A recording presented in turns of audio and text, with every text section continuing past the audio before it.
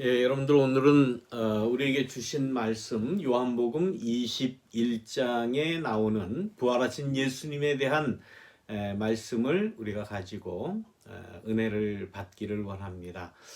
예수님께서는 부활하셨습니다. 그러나 예수님을 따라다니던 그 제자들, 또 그 주변에 있던 따르는 무리들, 이 사람들은 부활하신 예수님의 그 부활의 소식을 듣기는 했지만은 여전히 무서워하고 두려워하고 또 공포에 휩싸여 있었습니다. 그래서 자기네들이 느끼는 이 두려움과 공포를 이기지 못하고 그래도 몇몇이 같이 함께 집에 머물러 있었다. 성경은 그렇게 전하고 있습니다. 마치 우리가 지금 코로나 바이러스 감염 문제 때문에 꼼짝 못하고 집에 갇혀 있는 그러한 모습과 좀 상통하지 않나 그렇게 생각을 합니다. 요즘 일면 그 집에만 모여서 서로 공포에 쌓였던 그 제자들의 심정을 조금 헤아릴 수 있을 것 같습니다. 한 주일 동안 내내 집에서만 생활하시려니까 답답하시기도 하고 불편하고 많이 힘드시리라 생각을 합니다. 그런 가운데서도 부활하신 예수님의 주시는 이 부활의 소망을 가지고 힘을 얻으시기를 바랍니다. 물론 부활 그러면 희망을 우리가 생각할 수밖에 없고 그 희망 가운데 미래가 있다. 우리는 이대로 주저앉는 것이 아니다. 혹은 죽는 것이 아니다. 다시 살아났다. 예수님은 또 우리도 다시 살아날 것이다. 죽음이란 공포가 우리 인간들에게 가장 큰 공포인데 이 죽음의 공포도 우리는 이길 수 있다 하는 그러한 소망을 우리가 갖게 됩니다. 예수님께서 부활하신 사실을 세상에 가장 효과적으로 알릴 수 있는 방법은 무엇이었을까요? 복음서에 나오는 부활한 예수님이 제자들에게 나타나시고 몇몇 여인들에게 나타나시고 또 제자들 몇 사람이 모일 때 혹은 사도 바울에 의하면 500여 형제에게 함께 나타나신 여러 부활하신 모습을 성경은 전하고 있지만 일반적인 그러한 생각으로 우리가 유추할 때에 가장 효과적으로 예수님의 부활을 이 세상에 알리시는 것이 예수님의 그 부활의 그 목적이었다면 어떻게 했을까요? 저는 그렇게 그 제자들에게만 나타나시는 건 그렇게 효과적이라고 생각은 안 합니다. 왜 그렇습니까? 예수님을 죽였던 그 무리들에게 직접 나타나신다면, 예를 들어서 빌라도에게 부활하신 예수님의 모습을 보여주시고 바리새인들에게 대제사장들에게 헤롯 왕권 권력자들에게 더 나아가서 예수님을 직접 십자가에 못 박았던 그 군병들에게 나타나서 내가 이렇게 살아났다 라고 하셨으면 오히려 그게 더 확실하고 정확하고 그렇지 않습니까? 그런데 예수님은 그렇게 하지 않으셨다. 예수님이 하신 그 방법을 보면 아무 힘이 없었던, 그래서 초대 교회에서마저도 사도 바울이 전한 고린도 교회 교인들에게 전한 그 바울 서신에서도 부활하신 예수님께서 여인들에게 제일 먼저 부활하신 모습을 보이시고 나타나셨다 하는 이야기가 빠져 있어요. 그 당시 여인들은 초대교회 내에서도 가장 작은 자였습니다. 그야말로 무시당하는 그러한 아주 낮은 자였어요.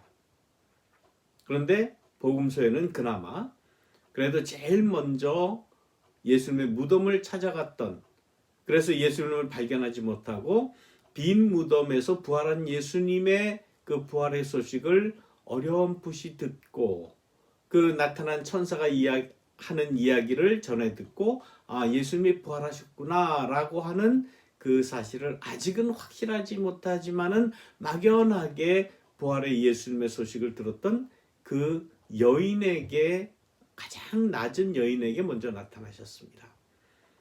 그리고 그 당시로서는 실패자요, 패배자였던, 요즘 말하는 대로 루저였던 제자들에게 부활하신 예수님의 몸을 보이신 겁니다.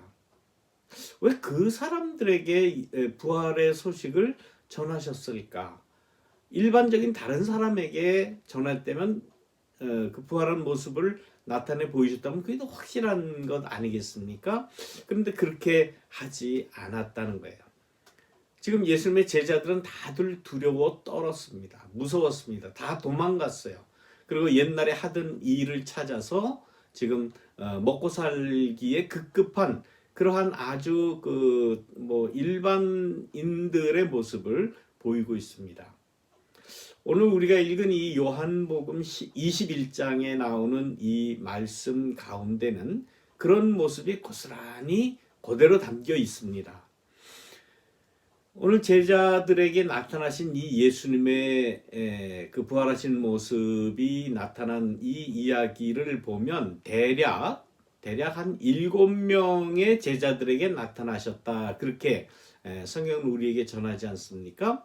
오늘 우리가 읽은 그 말씀 2절인가요? 예, 2절의 말씀 보면 맨 처음에 누구를 언급합니까? 시몬 베드로. 우리가 너무나도 잘 알죠? 예, 그 다음에는 도마에게 도마도 함께 있었다. 이렇게 이야기를 해요. 예, 도마.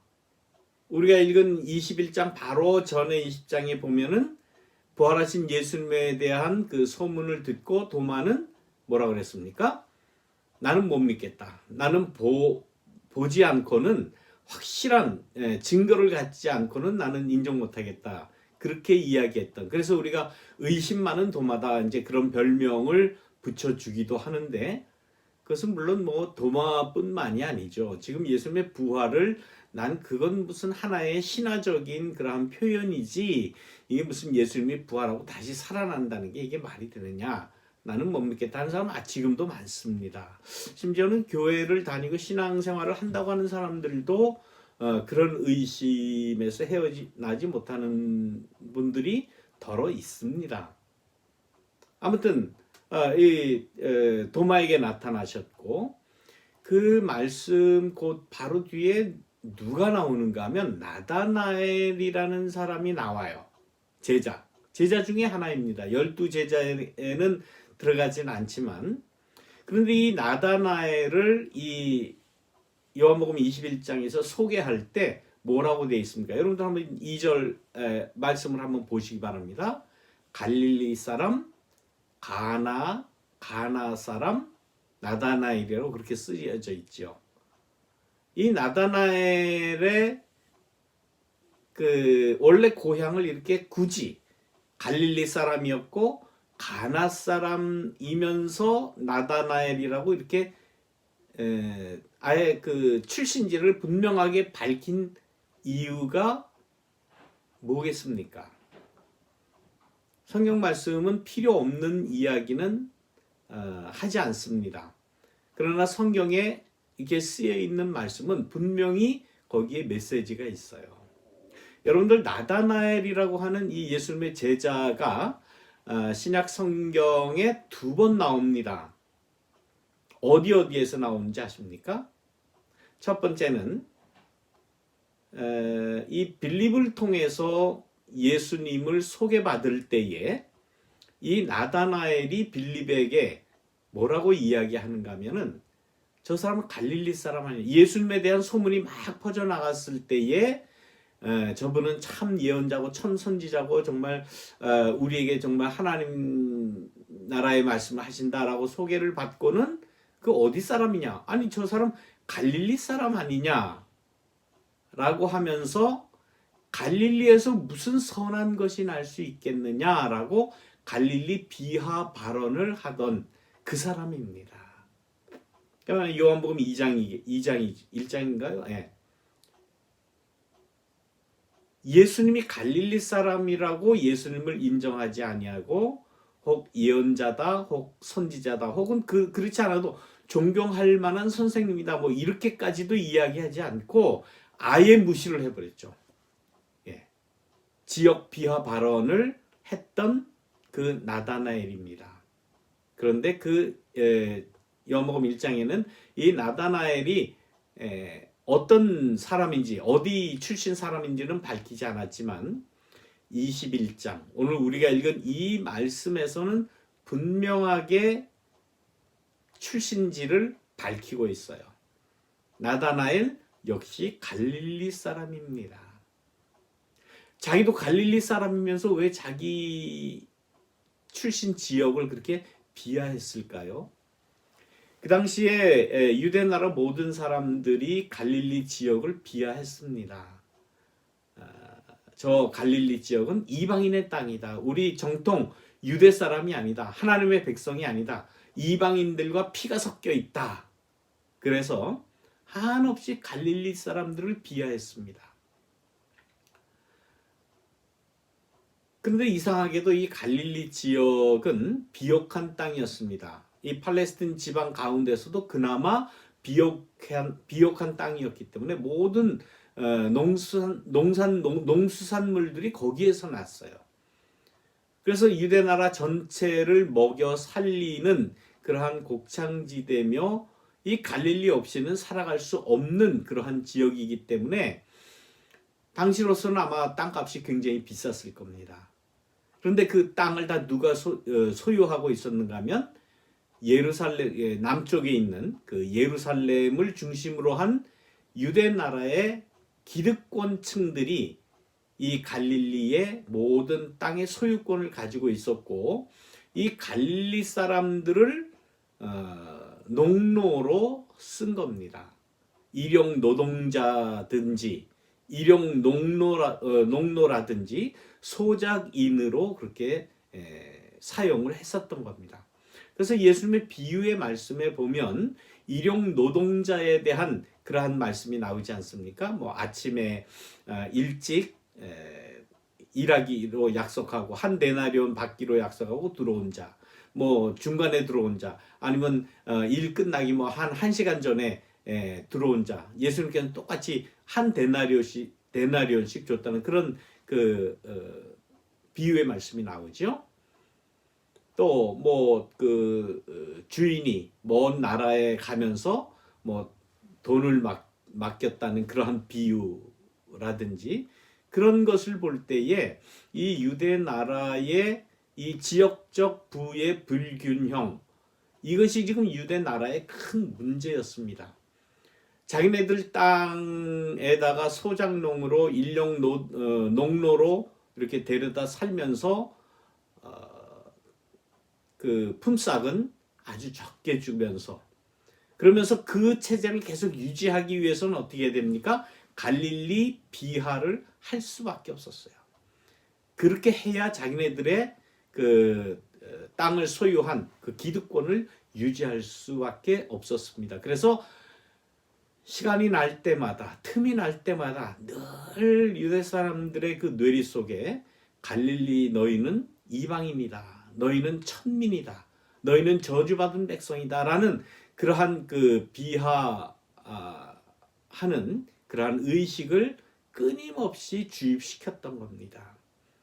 일제 강점기 때의 일본 사람들 혹은 일본의 앞잡이들이 우리 조선의 민중들을 그렇게 역사적으로 비하했던 것과 똑같은 이치입니다. 그런데 문제는 이 나다나엘도 자기도 갈릴리 사람이면서 이 갈릴리 지역을, 또 갈릴리 사람들을 왜 이렇게 비하했을까?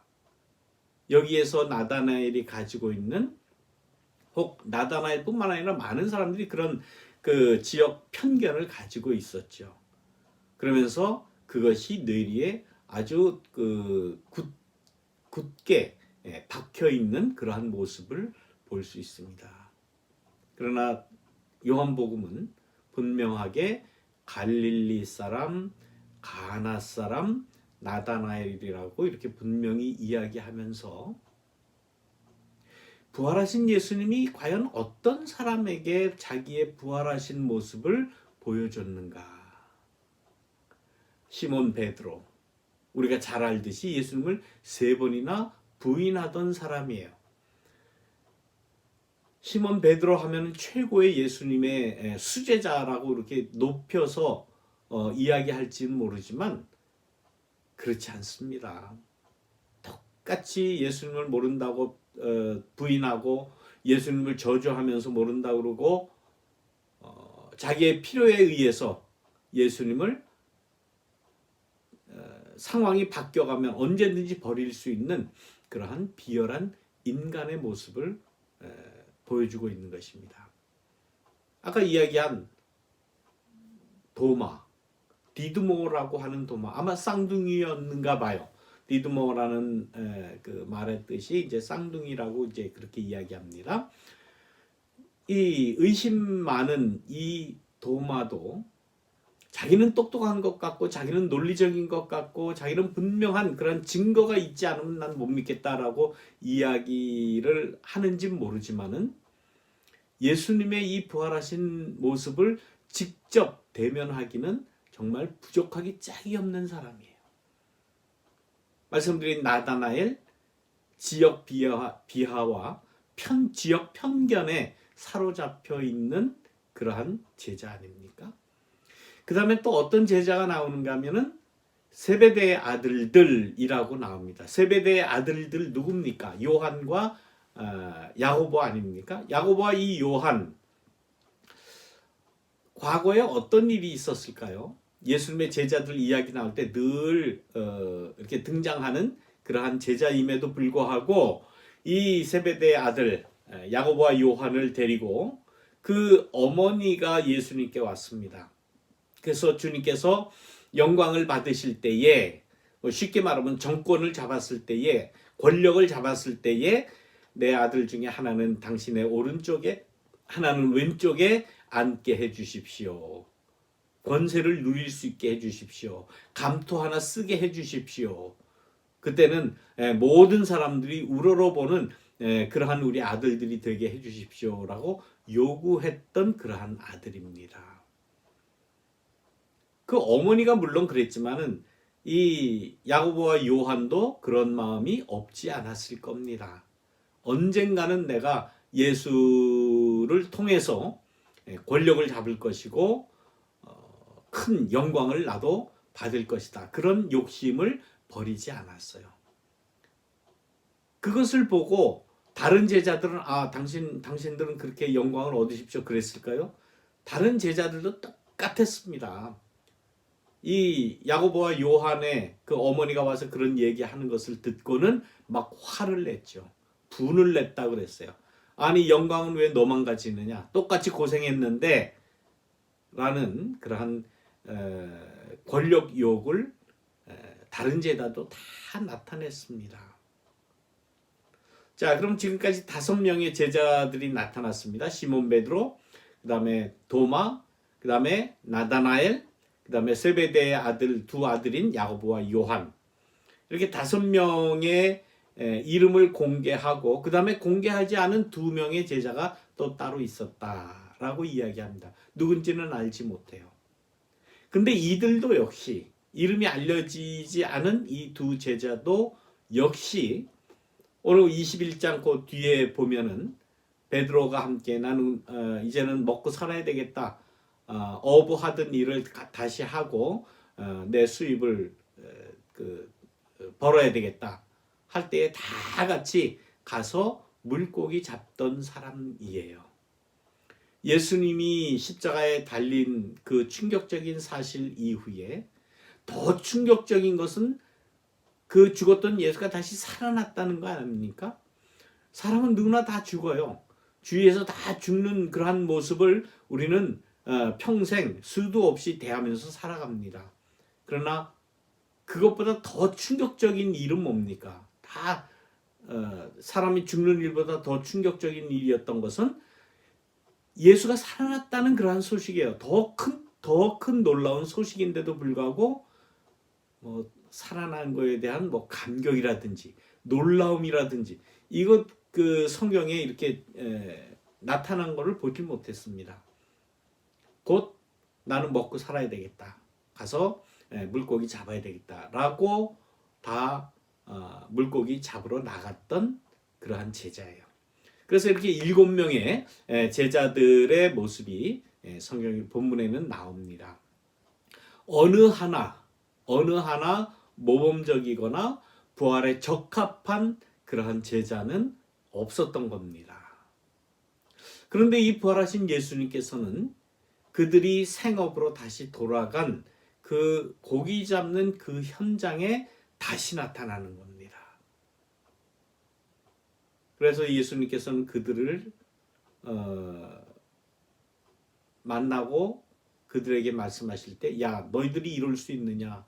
정말 너희들이 이럴 줄 몰랐다. 섭섭하다.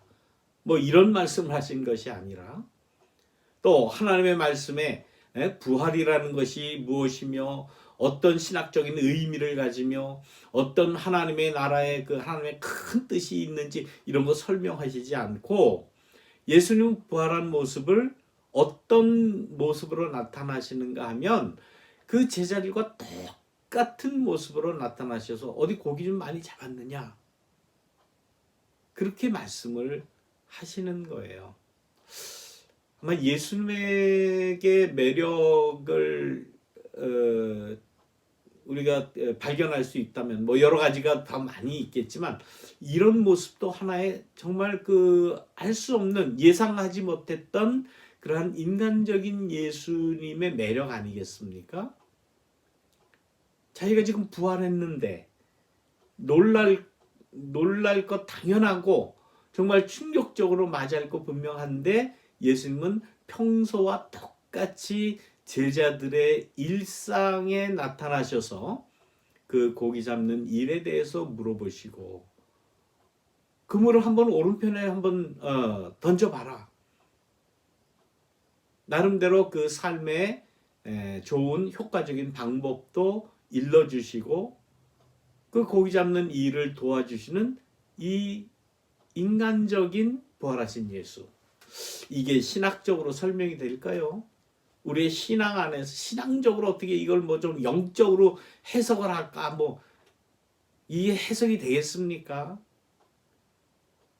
그러한 제자들의 삶에 직접 나타나셔서 그들과 똑같은 삶을 하면서 삶의 방법을 고민하시고 삶의 방법을 서로 권면하면서 함께 하시는 그냥 예수가 아니라 여기는 부활하신 예수다. 이걸 어떻게 설명을 할 겁니까? 그런 예수님을 우리는 그냥 받아들일 수밖에 없어요. 그냥 그 예수님, 제자들의 그 고민을 함께 떠안으시면서 함께 생활하시는 정말 가장 평범한 그 예수님을 그냥 받아들일 수밖에 없지 않습니까?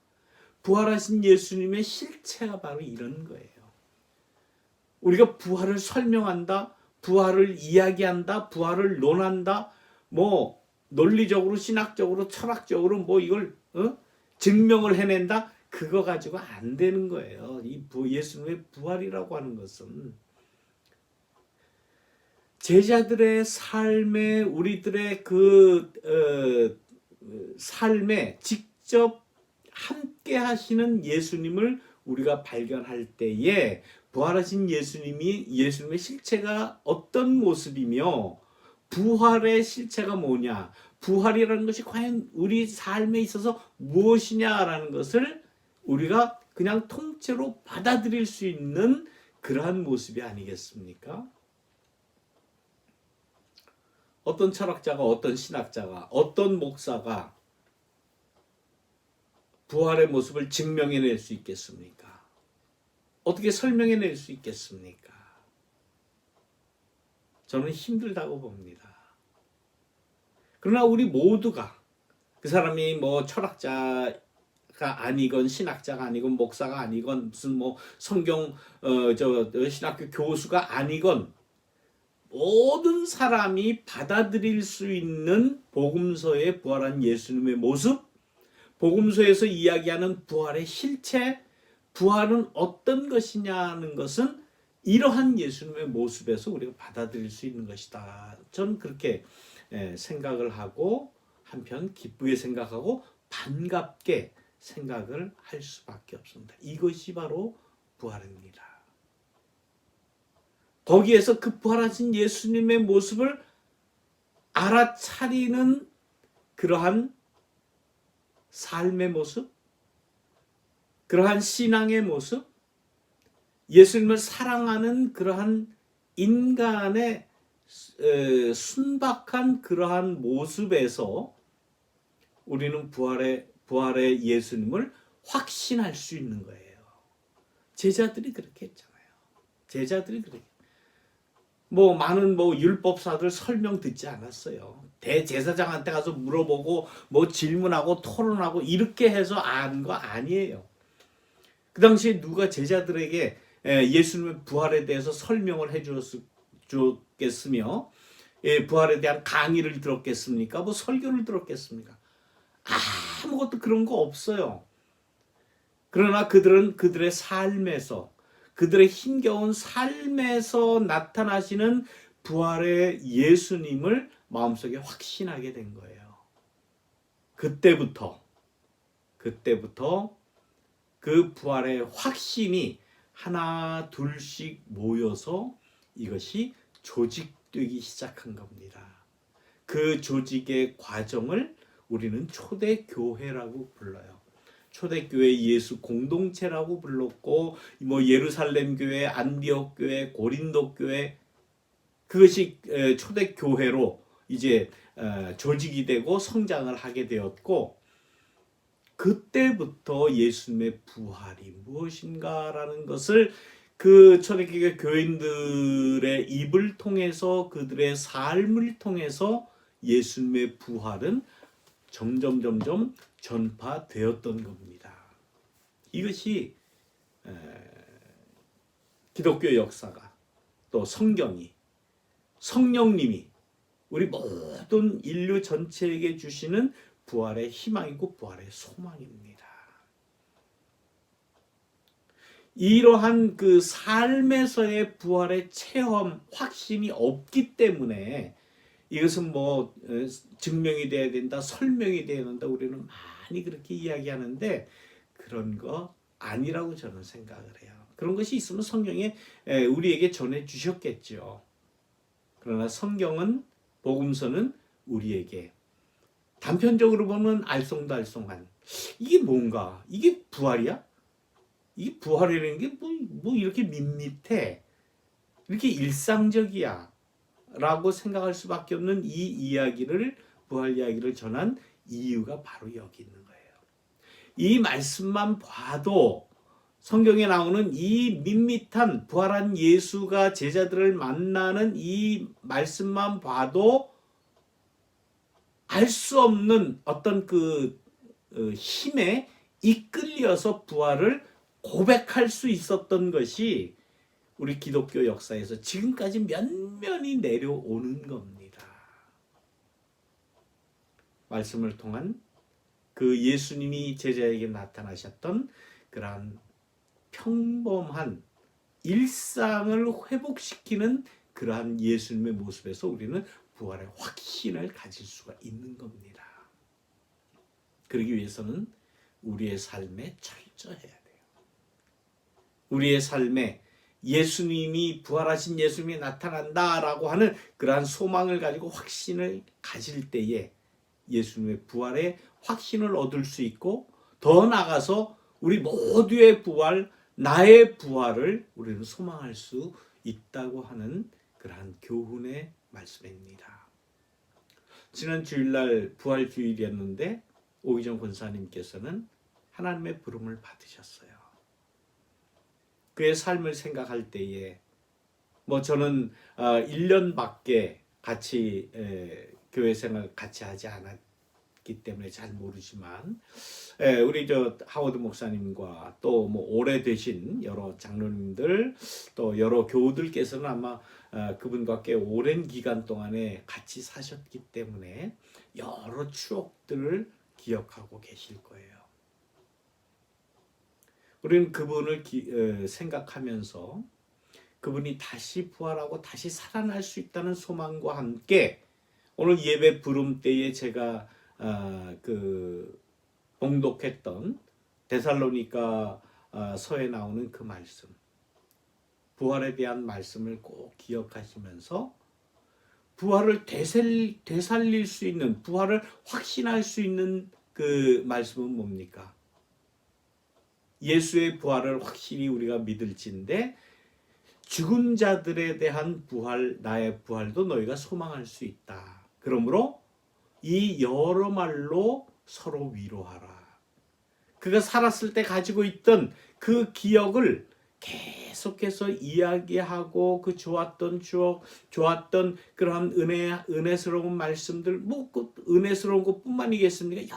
여러 삶의 스토리가 있잖아요. 이러한 평범한 그러한 삶의 스토리를 계속 서로 이야기하면서 서로 위로해라. 부활 때까지.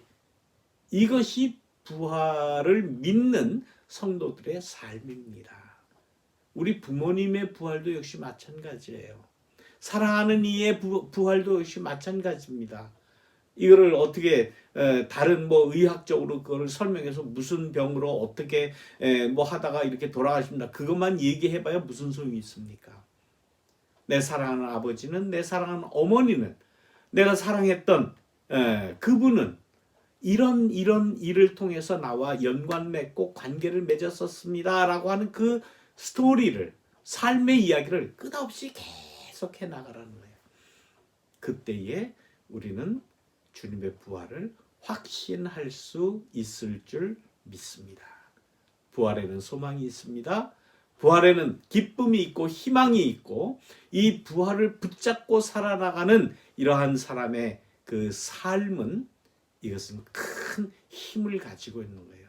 예수님의 부활을 확신하는 이 성도들의, 교우들의 조직된 힘, 이것이 하나님 나라의 정말 최후의 보루가 될 수 있다라는 말씀을 오늘 요한복음은 우리에게 전합니다. 부활의 소망이 저와 여러분에게, 우리 교회에, 아니 전 인류에게 임하시기를 주님의 이름으로 축원합니다. 아멘. 사랑이 많으신 하나님, 괴로운 가운데서도 저희들 부활의 소망을 가지고 살게 하심을 감사합니다.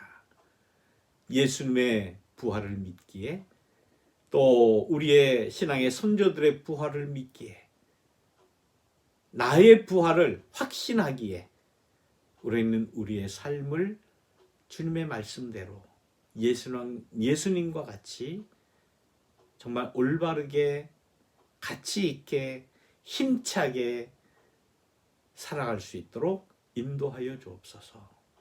부활의 소망을 주신 예수 그리스도의 이름으로 기도드리옵나이다. 아멘.